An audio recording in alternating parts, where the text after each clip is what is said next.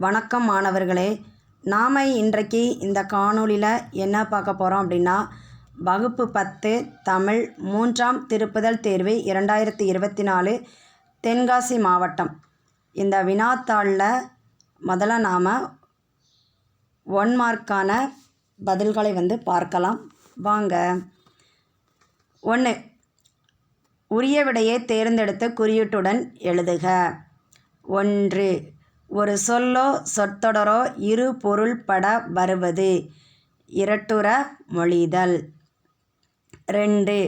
பொருந்தும் விடை வரிசையை தேர்ந்தெடுக்க. அ. கொண்டல் கிழக்கு, கோடை மேற்கு, இ. வாடை வடக்கு, ஈ. தென்றல் தெற்கு. 3. குலசேகர ஆழ்வார் வித்துவ கோட்டம்மா என்று ஆண் தெய்வத்தை அழைத்து பாடுகிறார். இது என்ன வலுவமைதினா பால் வலுவமைதி, அதாவது ஆண்பால பெண்பால சொல்கிறதுனால. பூனையார் பால் சோற்றை கண்டதும் வருகிறார் ஆகிய தொடர்களில் இடம்பெற்றுள்ள வலுவமைதி முறையே. இது அக்ரிணைய உயர்திணையாக சொல்கிறதுனால இது திணை வலுவமைதி. அப்போ இதுக்கு பதில் என்ன வரும்? பால் வலுவமைதி, திணை வலுவமைதி. 4. புரிஞ்சிச்சா? அடுத்து போகலாமா? மோப்ப குழையும் அனிச்சம் இவ்வடி இடம்பெற்றுள்ள நூல் திருக்குறள். 5. மலர்கள் தரையில் நழுவும் எப்போது? தளர பிணைத்தால். 6. சரியான அகர வரிசையை தேர்ந்தெடுக்க. அகர வரிசை அப்படின்னு சொல்லி கேட்டாலே முதல்ல நாம் உயிரெழுத்து வரிசையை பார்க்கணும், உயிரெழுத்துக்களில் பார்க்கணும். சரியா? அதுக்கடுத்து உயிர்மை எழுத்துக்களில் க வரிசை, ஞ வரிசை, ச வரிசைன்னு தெரியும்ல, அந்த வரிசையை பார்த்து தான் நாம் என்ன செய்யணும்? பதிலை எடுக்கணும். அப்போ இதில் பாருங்கள், உழவு, ஏர், மண், மாடு. சரியா? சரி, அடுத்து 7 போகலாமா? மேன்மை தரும் அறம் என்பது கைமாறு கருதாமல் அறம் செய்வது. சரி, 8வது கேள்வி போகலாமா? என்னுடன் ஊருக்கு வருவாயா என்று வினவிய போது வராமல் இருப்பேனா என்று கூறுவது வினா எதிர் வினாதல் விடை. சரி, அடுத்து போகலாமா? 9. தமிழினத்தை ஒன்றுபடுத்தும் இலக்கியமாக ம. பொ. சி. கருதியது சிலப்பதிகாரம். 10. எழுகதிர், முத்துப்பல் இச்சொற்களில் மறைந்துள்ள தொகைகள் முறையே.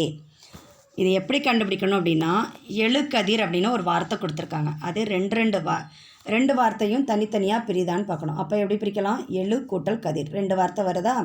முதல் வார்த்தை கட்டளை சொல்லாக இருக்கணும். எழு கட்டளை சொல்லாக இருக்கா? 2வது வார்த்தை கதிர், அது பேர் சொல்ல குறிக்கி. அப்போ இது என்னது தான்? வினைத்தொகை தான். இன்னொன்று, இது 3 காலத்தையும் உணர்த்துவதாக இருக்கணும். சரியா? அப்போ எழுகதிர் அப்படிங்கிறது எனது வினைத்தொகை. முத்துப்பல், இது எப்படி இருக்கும்? முத்து போன்ற பல். அப்போ போன்ற அப்படிங்கிற ஓம உருபு மறைஞ்சு வந்திருக்கிறதுனால இது என்னது? ஓமை தொகை. அப்போ இதுக்கு பதில் என்ன வரும்? வினைத்தொகை, ஓமை தொகை. புரிஞ்சிச்சா? அடுத்து போகலாமாமா? 11. வாய்மையே மழை நீராகி இத்தொடரில் வெளிப்படும் அணி உருவகம். பாடலை படித்து பின்வரும் வினாக்களுக்கு விடை தருக. இந்த பாட்டை படிச்சுக்கோங்க, ஒரு தடவை வாசித்து பாருங்கள். சரியா? அதுக்கப்புறம் பதில் சொல்லலாம். சரி, போகலாமா? 12. இப்பாடல் இடம்பெற்ற நூல் எது? முல்லைப்பாட்டு.